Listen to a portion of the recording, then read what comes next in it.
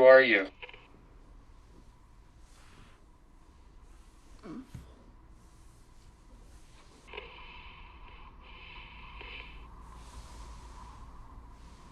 Hello? That shot of Helly on the table is so beautiful. And I feel like I've seen it a lot, you know, kind of grabbed on social media and stuff, because it is just this beautifully composed frame, and it's really kind of visually striking, and it's kind of embryonic too. I just always found it interesting. And the very first words spoken on the show are, "Who are you?" which I think is a pretty central question thematically for the whole series thus far.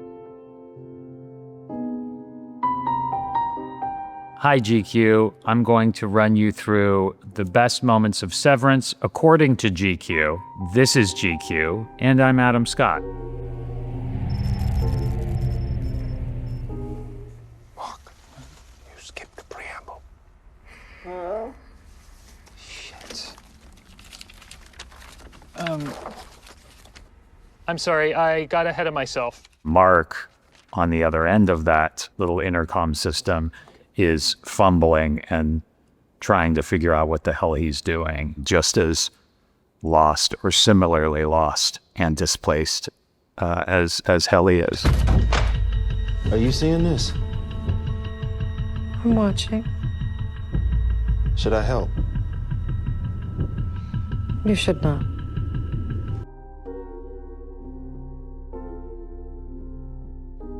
Mark? You're good people.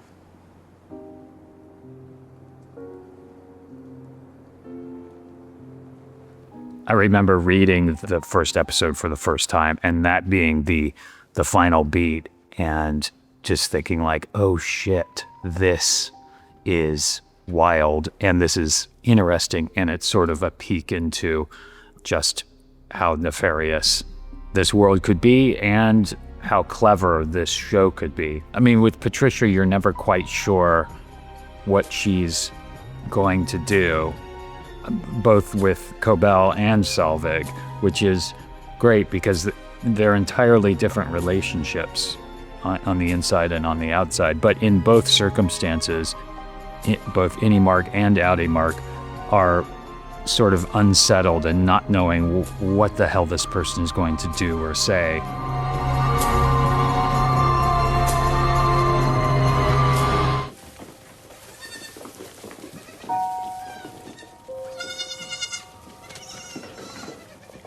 They're not ready. Goats don't care about cameras and lights and hitting marks. They just want to eat your shoelaces and walk around and poop on the floor.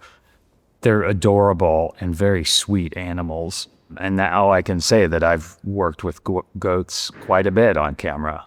They're a steadfast co-star of mine. They are running around and you never know quite what they're going to do or what noises they're going to make while you're trying to get your dialogue out. I think for the actual dialogue, we would wait until the goats were out of range and then shoot whatever dialogue we had to do. It isn't time.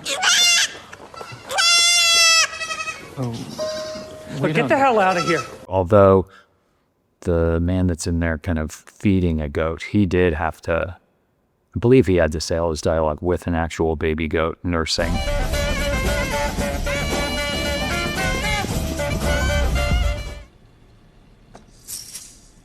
The maraca. Excellent choice. Should have gone for the castanets.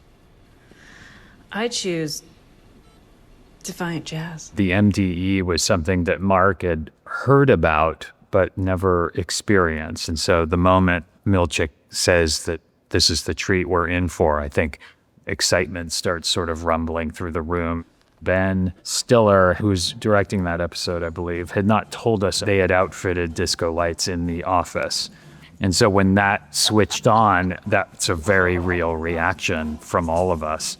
Because we've been working in this environment for months, and, you know, just like a real office, it gets pretty trying after a while. It's a fun show to make, but that environment can get a little stale. So when disco lights suddenly come on, It is quite exciting. Tramel's an incredible dancer. Oh my God. None of us knew what Tramel had been working on, and getting to see him do that and getting to see him do it a lot. I mean, we shot that for a couple of days. It was amazing.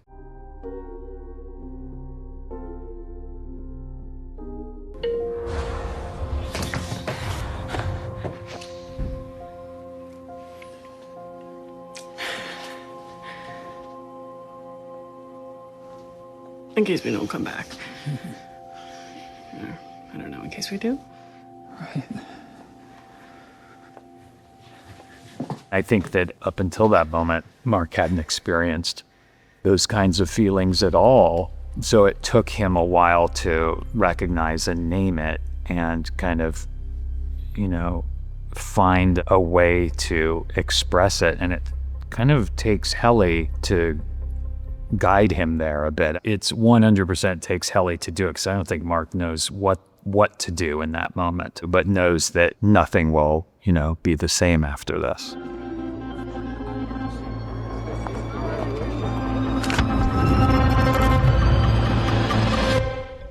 What? I said, are you all right? Yeah, I'm fine. Maybe you should talk to your sister. It's an important decision. My sister. Yes.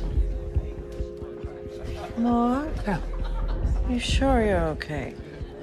Yes, I'm sorry. I just I got a little woozy. I'm gonna stop by the bathroom. I think it's the other way. When we were shooting that, it was a matter of figuring out what to focus on, because any Mark being in the outside world, it's plausible that he would react to everything. He walks outside to talk to Rickon, and we had to, make a decision, like, it's the first time he sees the sky. Is he going to take a moment and take that in? And we had to pick and choose, and it ended up being, we need to focus on the task at hand. And I think for all the characters, there's a certain amount of that. The mission is so important. I'm so sorry. I'm on uncle duty for my sister, so I'll be right back. Okay? Okay. Okay. Thanks, Miss Cobel. That's the big moment, when he accidentally calls Selvig Cobel, that Patricia and Ben and I were talking that night we were shooting it. If we've got them at this point, episode 9, if they're with us, this is going to be so fun. When I accidentally say Cobel, that's going to be so fun. There's so much kind of architecture to get us to that point that needs to work in order for that moment to work.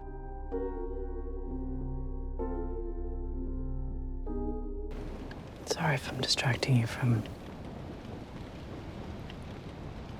what? I'm looking for your wife. It's okay. I know we'll find her, and you've already helped so much. Filming scenes like that is always challenging, because it's, you want to create as much intimacy as possible. And it's a really important, complicated moment in the show. Ben treated it just perfectly and with so much sensitivity. It was basically Ben, the intimacy coordinator, and then Britt and I. He cleared everyone out and operated the camera himself. Ben mentioned that he might have, did he fall on you? Yeah, he did fall on us. He did at one point. Those cameras are heavy, and he's in there by himself for a few hours operating. And yeah, he fell on top of us. So it was like this doggy pile of 3 people in a tent. It was like something that would happen in a Ben Stiller movie. If he was playing a cameraman, of course he would fall on the 2 actors while they're doing a love scene. Mark is, completely in love with Helly, or who he believes is Helly, and doesn't know exactly what it is 2 people are supposed to do in a situation like this, but there is a certain amount of human instinct that sort of takes over.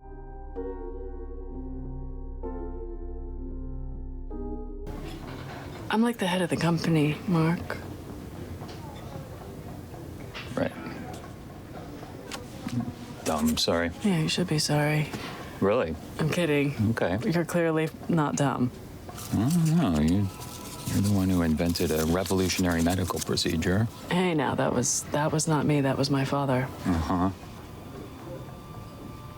You should meet him sometime. It's funny because that scene, we were talking about it as the heat scene throughout the season, knowing it was coming in episode 6. Before it was even written, it was like the heat scene, thinking about the scene in Heat where Al Pacino and Robert De Niro have that scene in the middle of the movie. We're thinking about Helena Egan and Outie Mark, this big kind of event of them actually being face to face. I think it's interesting, and I think there is something going on there that's hard to define and maybe unexpected. I'm not sure either of them expected it to take the shape that it did. You want to take me home to Dad already?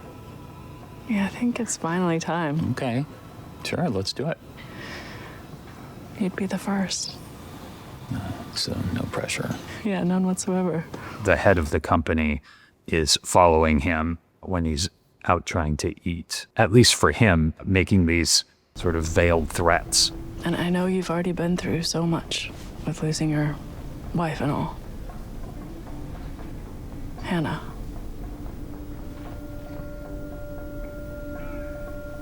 Gemma. He starts to feel like they are closing in, so they need to hurry up and get this done. They need to make this happen. He needs to get her the hell out of there, or it's going to be too late.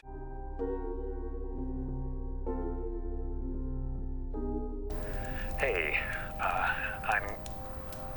I guess you know who I am. I think you've spoken with Devin and Miss Cobel. So you know what it is that we're asking. Innie Mark and Outie Mark have been on a bit of a collision course through season 2. In order for Outie Mark to get what he wants, and the pace of reintegration and the danger of reintegration make it that that's not going to get him there. So this conversation has to take place. The important thing is that the conversation takes some unpredictable turns, and that the conversation feel dynamic in one way or the other. And it is important that Outie Mark overplay his hand a little bit, and that Innie Mark becomes a little more savvy because of the conversation. It's Helly, actually. Helly. It's a person I'm in love with. Which you'd know if you'd ever taken an interest in my life. Before tonight when you need something. While we were shooting, I was recording on the camera so we could then take those and use those. But we did so many versions of each piece of the conversation so Ben could have an array of options to play with in the edit. And because it was such a delicate thing, and when you're not working with another actor, that you're not reacting to something that's actually happening. So I really wanted to react in a variety of ways so he could cut together something that felt like a real flow of a conversation. What is it like transitioning between one sort of version of your character to another version of your character? Yeah, it depends on the day that we're shooting the show. I mean, sometimes I would do like Innie in the morning and Outie in the afternoon, just depending on what we're doing. Certainly, like there's like a posture and, you know, some like voice is a difference in the people-pleasing side of me has a different register than if I'm just being real, like at home with my family. If I'm talking to an authority figure, I speak differently. And I remember my mom like commenting on that once when I was a kid, and it bothering me that she was like nailing me on this and being like, no, there's not, you know, but there is. And so for Innie Mark, that's sort of what I use, I guess. It's like code switching, you know, and I think, you know, we all do that. We should just rename the show Code Switching.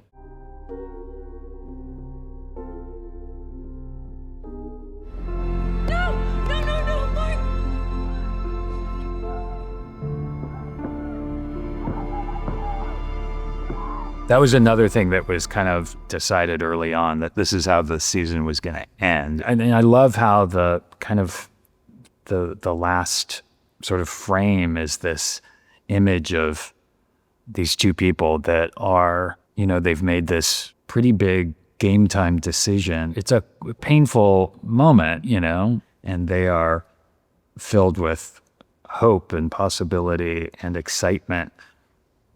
But that last moment where we kind of freeze on them, I think there's a lot of, what are we going to do now? And then sometimes it was like, well, we don't have to end it there. It can be something else, but it just felt so kind of right.